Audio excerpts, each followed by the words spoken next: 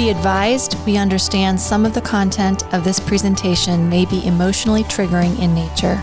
Please listen as you feel comfortable.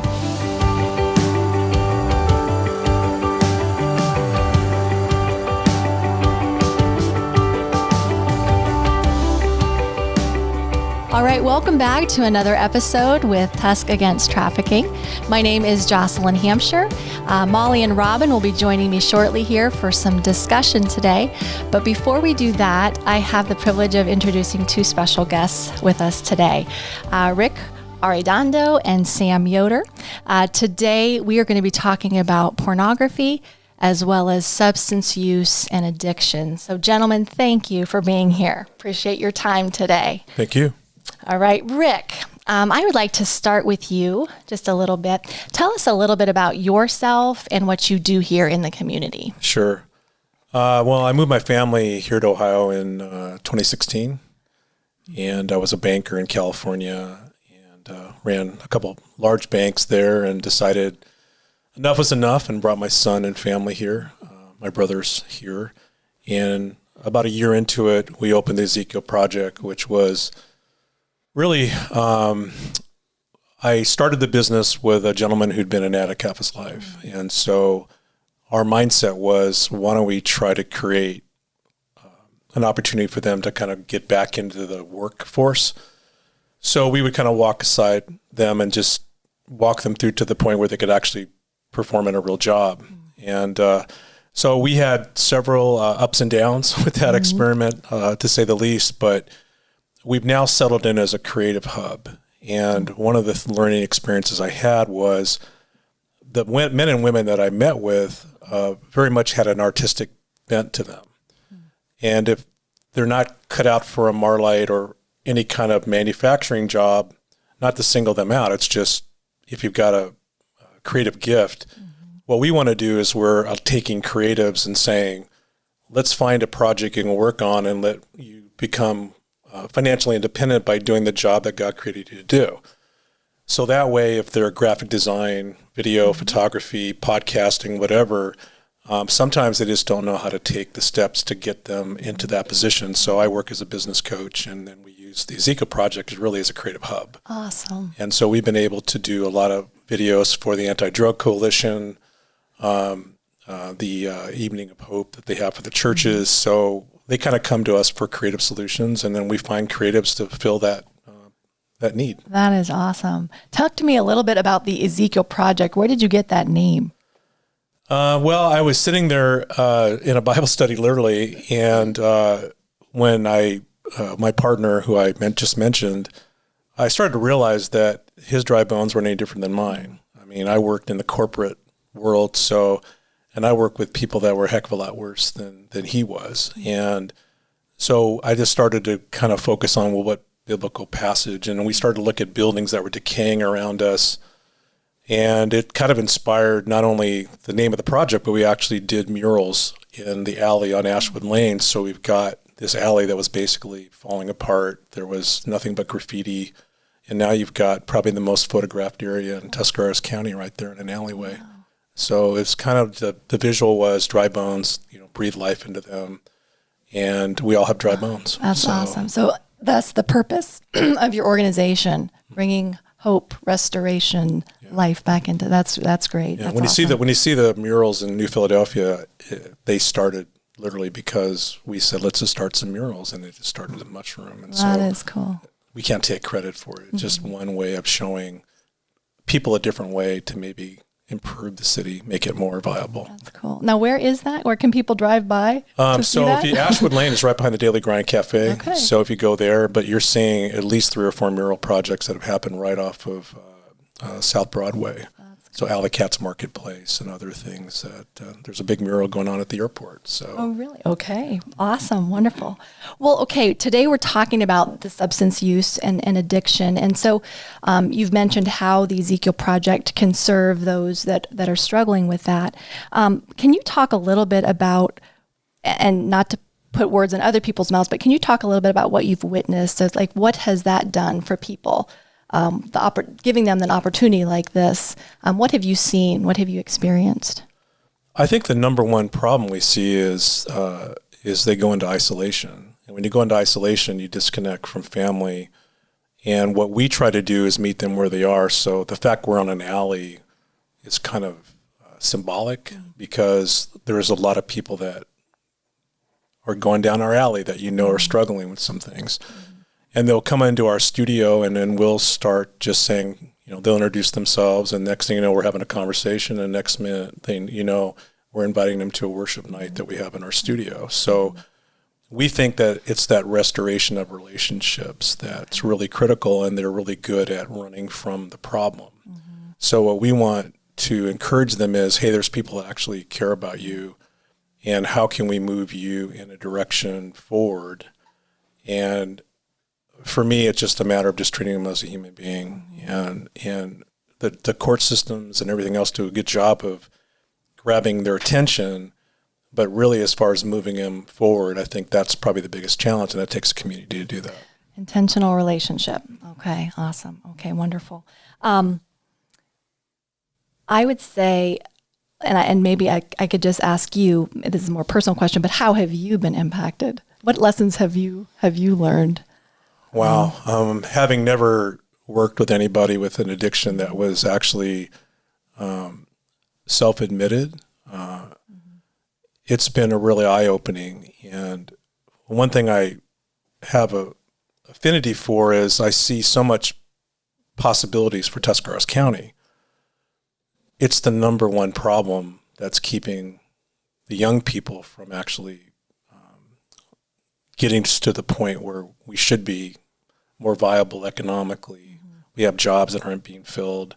So I just found that there's a culture that doesn't like to talk about it, but you're not going to solve it unless you talk about it, unless you get it in the open. And I'm just seeing family, generation after generation, affected by it. So I think for me, it was just understanding that, my sin was probably pride, power, and some other things, and theirs is addiction. And I just feel like if we can just recognize we're all broken people, then I think we can bring more people together to actually fix the problem. So I think for me, it was just like my problems are no different than theirs. Okay. I just chose one avenue, and they chose another. Okay. Obviously, there are those that are addicted or are struggling with substance abuse are more vulnerable to human trafficking. Bringing it back to our episode here, our program, and what we're talking about. And they could be lured in, to trafficking with substance use with substances, or even become dependent on their trafficker for those drugs. So there's various issues in Tusc County that we could be concerned about, but why should our community be concerned about drug addiction? Why should we pay attention to this, in your opinion, just from what you've seen? Yeah, I think the main thing for me, just kind of reiterating, is the fact that we should be much further along economically than we are. And that means more families coming in. We should see more growth, and we're not seeing it. And when you hear that there's 100 jobs that are open and only a small percentage are literally only showing up for the interview, I think is indicative of the bigger problem. Then there's also the fact that we've got people who one thing I know for sure is not everybody's geared to work in a manufacturing context, but if we are a blue-collar community, we have now millennials who don't think that way. We're going to have to be more creative in how we find jobs that fit their interest, and so they're not going to function in something like that. So I think what they're doing at Buckeye and at Kent State is really about getting them to the point where they can overreach, maybe what they've done here historically. So I think Buckeye is just a great example of what's possible. Yeah, that's awesome. Tapping into people's potential, understanding people, and then giving opportunity like you're doing. Well, one thing I can tell you for sure is that I will talk anybody out of getting a student loan. Unless you know for sure that that's what you're going to be doing, don't do it, because why strap yourself with that debt? I can't tell you the number of people that I hired that their degree was nothing in finance. It was the job that was available. So they've got to pay that debt. Right. Why? Right. Because nobody said, let's sit down and figure out what you're gifted at. Right. That's huge. And again, through intentional relationship, right? Okay. So in your opinion, and from what you've seen, how can the community be a part of the solution to drug and alcohol addiction? Yeah, I think it kind of all sums up as like you first recognize there's a problem, and then two, what are the top things that are contributors to that? I think for me, human trafficking and drug addiction go hand in hand. But if you want to turn a blind eye to it, then it's going to happen. And I think the community just needs to make it a priority. And I came from a village mentality where in my neighborhood, we were always watching people that didn't necessarily live there. You were kind of always like the being vigilant about the parks and, you know, and who's there and why are they there? I mean, because we get so busy with our smartphones, we don't even look up anymore. So how can you tell if there's some danger around? I just think that we just have to just pick our head up, recognize there's a problem. I think the attitudes of people are they fix it, they want to fix it, but you can't fix everything. Fix the things that are the biggest challenges in the community and focus on those things. And I can tell you what, they're going to move somewhere else, which is unfortunate, but I think it's reclaiming our neighborhoods and our individual homes that are going to make the biggest difference. Okay. So recognizing there's a problem and then being willing to talk about it, face it, and hit it head on. Yeah. And that's a culture thing I think that we have to overcome. What are some resources, maybe that as you learned more about substance use or addiction or worked with different people, what are some resources that you could recommend to our community members that are listening just to learn more or how to get involved? I don't think we're short of resources. I think what we haven't done a good job is, I'm a process guy. So you look at what you want to achieve and where you're at. And there's all these different components, but they're not linear. So you got to be able to see where there's gaps. So if somebody comes out of rehab and there's no place to go, they're gonna relapse. So you got to start thinking about, do you need more sober living homes that can walk them through it? So 6 months into it, they can actually move into an apartment by themselves. I think what we haven't done is kind of looked at the whole spectrum and said, where are the gaps? So, but there's tons of organizations. And I think it's just, again, a lot of it's with our children. Okay, school budget's getting cut. You're going to start to see more dollars being put to that. But I do feel like there's a lot of corporate money here that could maybe step up and kind of fill the need somewhere, because that's their hiring base. I think we just have to paint a really clear picture of what's the benefit. But as far as the giving, the people here are phenomenal, you know, and their intentionality is good when they believe in something. So I think it's really a matter of where can you fit in? Pick a lane. Just pick something that you can get behind and you know, donate your time to that, because we haven't seen even the beginning of the what COVID has done. Now, we've had more suicides in this year than we did all of last year already. Yeah. Okay, so that's kind of like, so that's a number that we know only because it's a number, but we're not even, you know, the beginning of the fourth quarter. Right. So where does that end? So I do think that there has to be good data. There's got to be good information to work from, but the organizations, I think, do a great job for what they do. It's just, are they connecting all the dots? Right.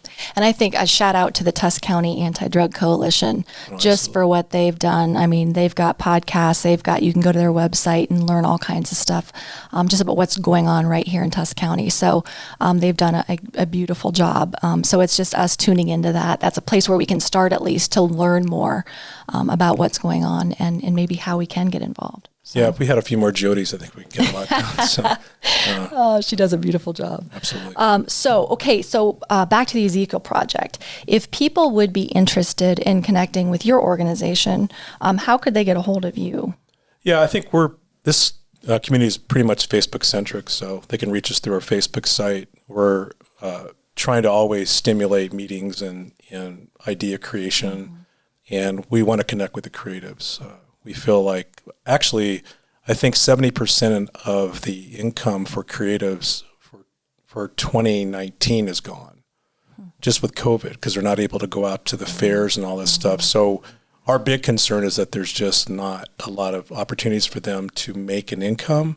And so the consequence of that is what? So what we're trying to do is say, look, we're doing mural projects. We're trying to get Art on the Alley for October operating again. And we can teach people how to sell stuff on the internet, so there can be maybe a way to supplement their income without just going dark.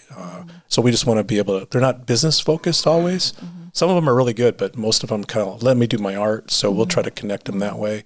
So if there's somebody that needs any kind of assistance in marketing themselves, then we would love to talk to them. Wonderful. Awesome.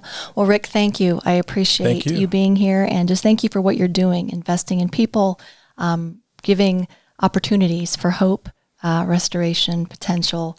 It's exciting. So thank you. I appreciate that. Well, it takes a village, and I feel like we really have a village here. Yeah, so that's awesome. Much more optimistic. Wonderful. Thanks. All right, Sam, we're going to switch over here to you. Thanks for being here.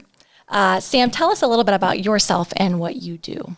Sure. Well, thank you for allowing me to come here. I'm married, a husband for 30 years to my wife, Ruby, and I'm a father of 5 children, 2 married, and we have 2 grandsons. And so I am bivocational. So I'm a senior pastor at Gospel Haven Church, and also have a wholesale company that manufactures patio furniture. So split my time between the 2, and grew up here in Northeast Ohio, just a county west of here. Awesome. Well, thank you for being here. You sound like you're a busy man and doing some good things, so thank you. Okay, so today we want to also talk about pornography. And so tell us a little bit. You've had some experience working with individuals who've struggled with pornography. Tell us a little bit about what you've done and just about what you've experienced, maybe some things that have been impactful for you as well, as far as working with individuals. Over the years, as a pastor, and then also being involved in a counseling ministry for a number of years, and having men occasionally come to me and just having the courage to share the struggle they're in, I began to realize that it's pornography. I look at our life, an analogy of a tree, that we all have fruit on the tree, some bad, some good, and we tend to take 1,000 hacks at the fruit and 1 at the root. And so when a man is struggling with pornography, that's usually the fruit on the tree, but the root issue is a lot deeper than that.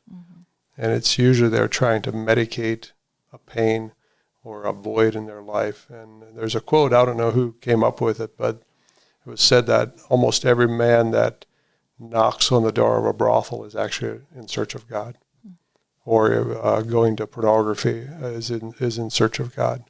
So when men started talking to me, I began to realize that, that is a problem, but there's a deeper issue, and that's really where healing has to start. And so, and I began to realize also that typically a man believes 2 lies, that I'm the only one struggling with this, and that I'll never get out of this, which is 2 lies that Satan is wanting every person to believe.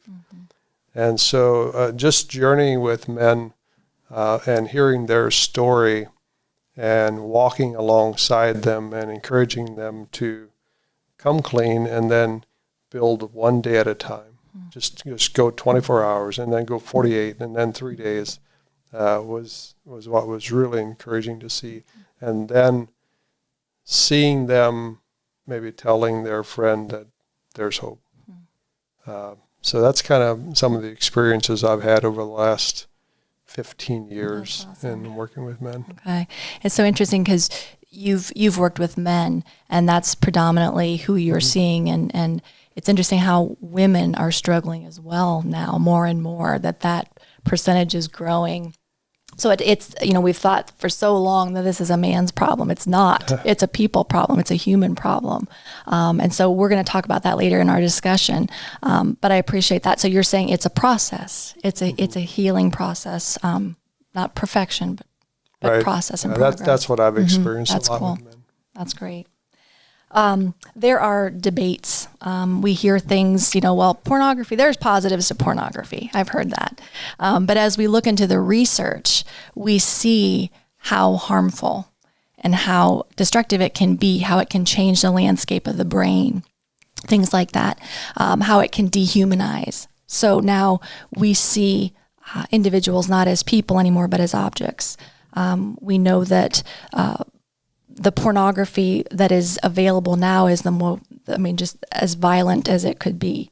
And so now we're seeing physical aggression, verbally, physically, and through sexual behavior. So there's a lot of negatives. There's a lot of harmful things. How have you seen pornography impact some of the individuals you've walked with, whether that be they themselves, whether that be how they see themselves? I guess you addressed a little bit of that, but their relationships, how that's impacted their relationships, maybe even how that's impacted their attitudes or their perspectives. Can you speak to any of that? Yeah, well, first of all, there are no positives of an individual being, like you said, a man or a woman being involved in pornography. Mm-hmm. First of all, speaking for men that I've talked to, you think that's fulfilling, but afterwards they feel empty and they feel worthless and they feel defeated. And the thing that I've also found out from counselors is that when a man is sitting in a counseling session with his wife and he comes to that and he admits it, his wife will almost always say, I knew there was something, but I couldn't put my finger on it. And she would become angry and frustrated, but she didn't know why. Mm-hmm. But that's why, because she could sense it in her spirit. Mm-hmm. The other thing that it does, it defeats men. And then if they continue to be involved in it, and this comes from the Conquer series that Dr. Ted Roberts put together, which is a great series. The effects that long-term pornography has on a brain is very similar. This is through scans that doctors have done, neurosurgeons. The effects is the same as when you're on drugs. Mm-hmm. So there's a lot of effects. It's your family, the children, and then personally and also physically your brain. Mm-hmm. So those are some of the negative effects. Mm-hmm. There are no positive that I know of. We often hear, well, it's not hurting anything. I've heard that a lot. But yet when you do the research, you see all the negatives and the harmful effects. Yeah. The other thing is that we believe the lie that I'll just go out, do it one time, but it's set up so that you never get enough. And it always has to be worse, always has to be harder. And you always want more. Mm-hmm. That's the web that you get sucked into. Mm-hmm. Mm-hmm. Much like substance use and addiction. Exactly. Yeah. The first high is always the highest. Mm-hmm. Now, pornography is difficult to talk about. It's difficult for many church leaders to address. And so I just want to give a shout out to you and kudos to you because you have stepped into that and addressed it.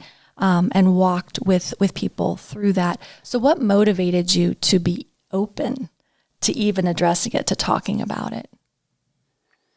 That's a good question because I have to give credit to your husband, Bruce, for introducing me to the Conquer series, a great tool. It's a tool. And for years, I would occasionally meet with a man who shared his heart and try to encourage him, but didn't really have any good tools. Mm-hmm. Until one day Bruce invited me to come and watch one of those episodes and ended up giving me the series. And my son and I went through those and I thought, wow, this is good stuff. Mm-hmm. And so back in 2015, instead of just not talking about it, one Sunday morning at church played a clip. And I said, instead of how we put the sign-up sheet on the bulletin board, I wasn't going to do that. I said, if anyone wants to go through this series with me, we're not going to meet at church. We're going to meet at my business place. Text me. Mm-hmm. And I had over 30 men show up that first Saturday. And that began a journey in our church now for the last 5 years. And I was praying for someone to help me. And one of the men that was in that first series has now come forward and he said, I want to lead this. And he has probably taken, I don't know how many men through that series, small groups of 5 in his basement. Mm-hmm. And it's amazing how it is helping men and equipping men, and they're starting to talk to each other, and they're beginning to realize that, you know what, it's okay to admit that I'm struggling. It's okay, and we're going to help each other get through this. Mm-hmm. So it's really been exciting to see how God has moved and how freeing, how I'm seeing men become free. That's awesome. Rick, going back to what you said, you had talked about, we don't talk about it. How can we deal with it if we don't talk about it? And that's exactly what you've done, Sam, with normalizing the conversation. Let's walk together.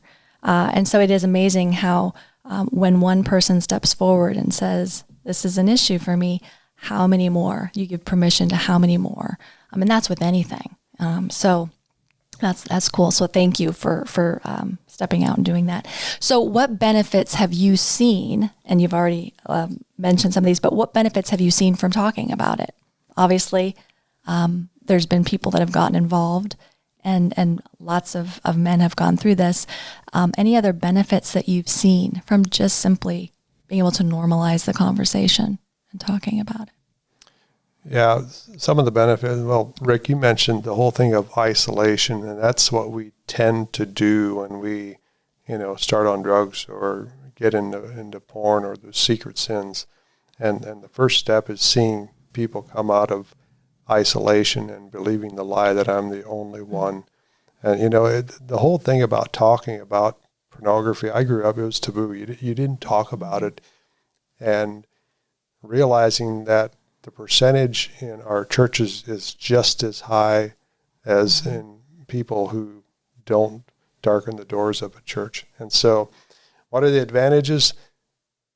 It's the biggest advantage that it's just freeing, like I said earlier, and men recognizing and seeing that they can talk to each other about it, and first of all, creating a safe place for them to talk about it and to share the struggles and to just be able to text each other or call each other. And there's 5 of us in a group that meet every Thursday. We met this morning at a coffee shop at 6. And so us 5, we text each other. In fact, I sent him a text yesterday and said, pray for me. I'm going to be on this podcast this afternoon. So the beauty of men just connecting and being honest with each other is probably the biggest advantage that I've seen. Awesome. That's not, and I just think about the marriages or the relationships or the, just that are impacted and the overflow upon those. That'd be cool too. Yeah. Awesome. What advice would you give other leaders who maybe haven't done this yet or stepped into this conversation or opened that up for people? What advice would you give? Where would you tell them to begin? Are there resources that would be helpful? Just anything along those lines. Probably there's a lot of tools out there, but one of the resources that I highly recommend, and it's not a cure-all, but it's a huge help, is the Conquer series by Ted Roberts, a series of videos that we use. And it helps men understand how their brain works, the traps that Satan puts out there, the tools that we have to combat that. And it was really encouraging for me to watch that. It was eye-opening, and so that's a huge one. And another great tool that I've come across is a book by Jay Stringer, who is a licensed counselor from Washington. The book is called Unwanted, and he also has a video series. And he actually just goes a lot deeper and explains in depth of the unwanted lusts and desires that a man has and why. And so those 2 things are probably the 2 things that I would recommend. And also to leaders is just to talk to men about it, just to be open and not try to sweep it under the carpet, because it's all around us, and it's too readily available. So it is. Well, thank you. Thank you, Sam. Thank you, Rick. Truly appreciate you guys, what you're doing in our communities. You're investing in people, and you're also standing against human trafficking by doing what you're doing. So thank you. Thank you so much for being here. Appreciate you both. Molly and Robin, we just heard some great information from Rick and from Sam. Any thoughts that you would have and how both substance use and addiction and pornography, how those tie in to human trafficking? I thought it was interesting when I was listening to them to hear the overlapping themes, right? So they talked about isolation. They talked about intentional relationships. They talked about having difficult conversations and people not wanting to talk about it. And so those are all the same topics that we are continuously talking about in our episodes with human trafficking. So I just think, again, we're just trying to highlight how drug, substance abuse, and pornography are all tied in together when we're talking about human trafficking. And I feel like people who are addicted to pornography tend to continuously increase their need for violent sexual relationships. And when that isn't happening at home, or they can't get it on their own, then they're looking for prostitutes or looking for someone else. And I can't believe I used that word prostitute, but they're looking for someone to pay to fulfill those fantasies that they've created in their mind as a result of what they're seeing. And one of the things that Sam said that was interesting, and I think people really need to take it to heart, as you know, the first time, then it gets a little bit more drastic and more drastic and more drastic until you keep increasing that level of violence that you see. And as far as the addiction to drugs, we know that traffickers will keep their victims ensnared by using drug abuse with them. And once these people get involved with drug abuse, their life becomes very hopeless because of the isolation that they're experiencing as a result of their situation. And I think that's important because when we talk about pornography, if we throw out the word addiction, I think people can tune out because they say, well, I'm not addicted. And so I think it's important to recognize too that pornography is dangerous and harmful just because of what you just mentioned, Robin, the process, and that I need a little bit more. And so it continues to be a downward spiral of, okay, now I need a little more violent porn, or now I need to look, make it more, child porn. And so it just becomes more until you're then, buying or looking.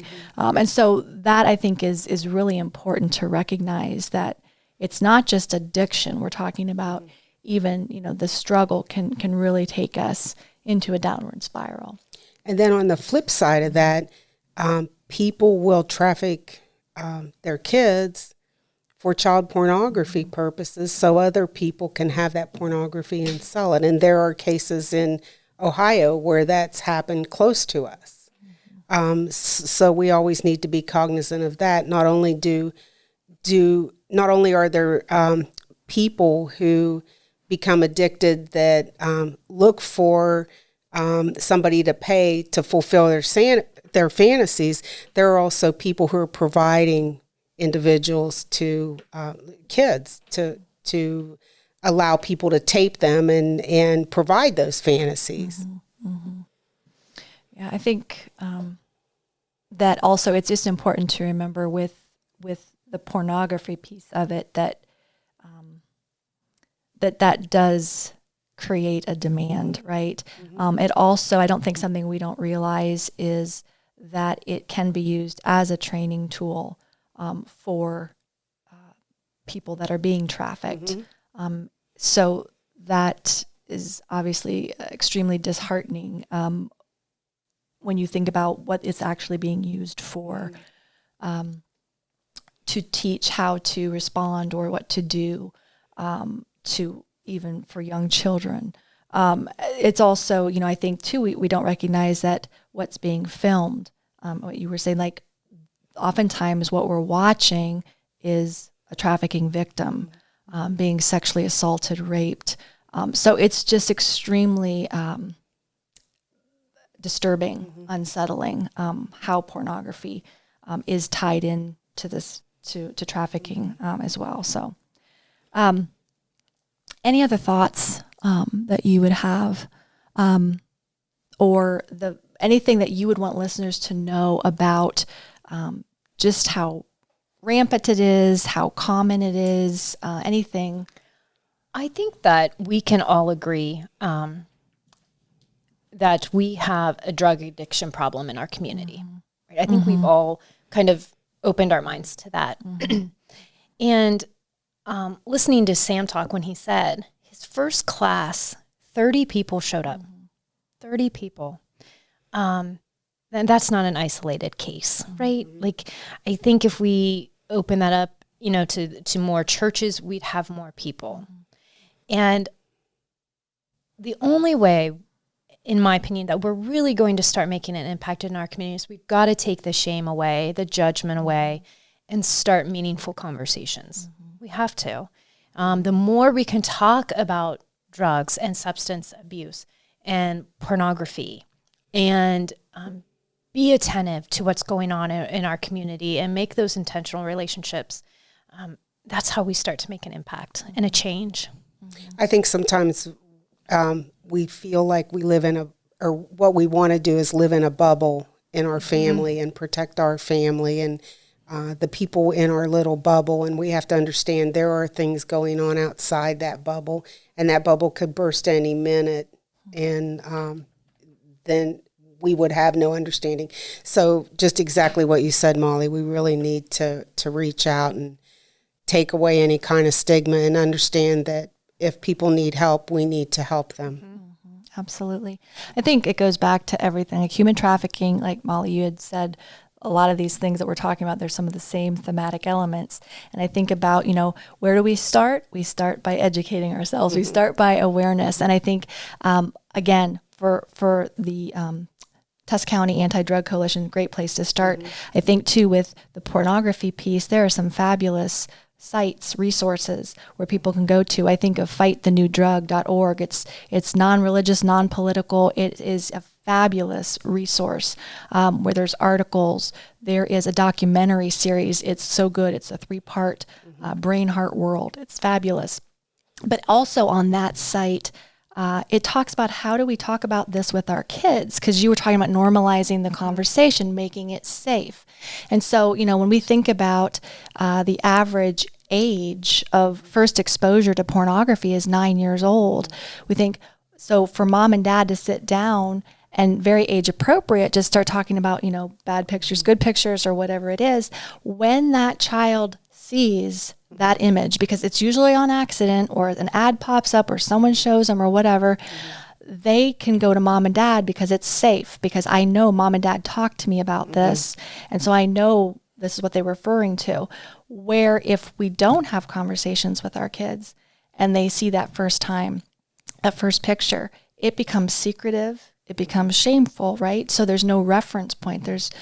So when on that site, fightthenewdrug.org, it talks about, it's a blueprint, how to talk to your kids about pornography, and it has for each age group. It's just really cool. It's just a guide. Right. So there are a lot of great sites. puredesire.org, that would be more of a faith perspective, but that's another great site. So there's lots of places where we can go to learn more and start becoming aware, so we can have the conversations, normalize them, and make it a safe environment to talk about. And I think that's critical, what you said about make sure that you talk to your kids and understand that the average age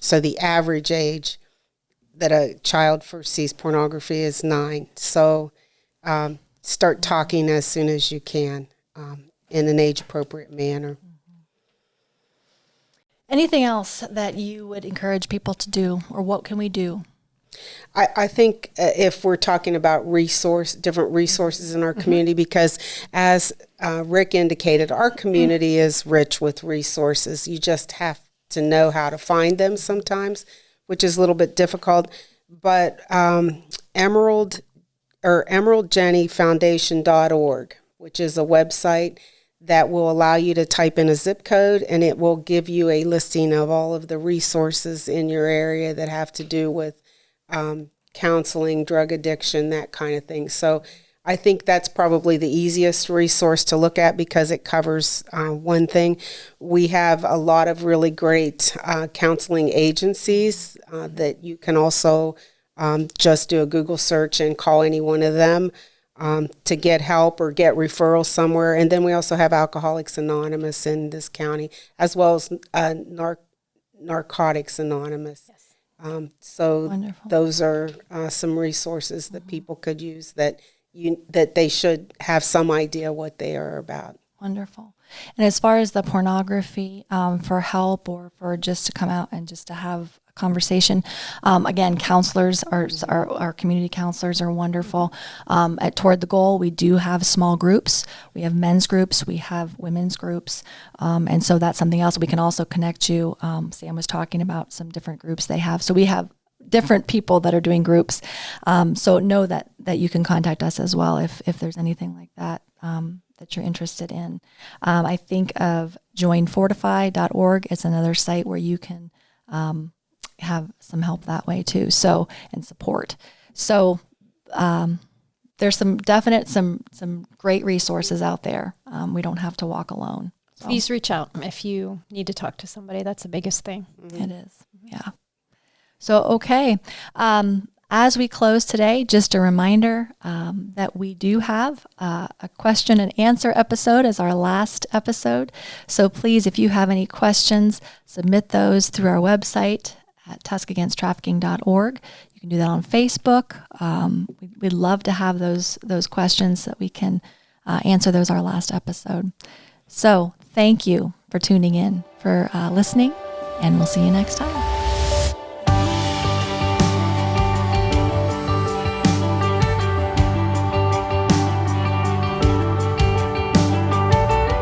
If you would like to contribute to anti-trafficking efforts in Tuscarawas County, you can send your donations to Compass at P.O. Box 481, New Philadelphia, Ohio 44663. Please be sure to indicate human trafficking in the memo line. We appreciate your partnership in this work. Together, we can make a difference.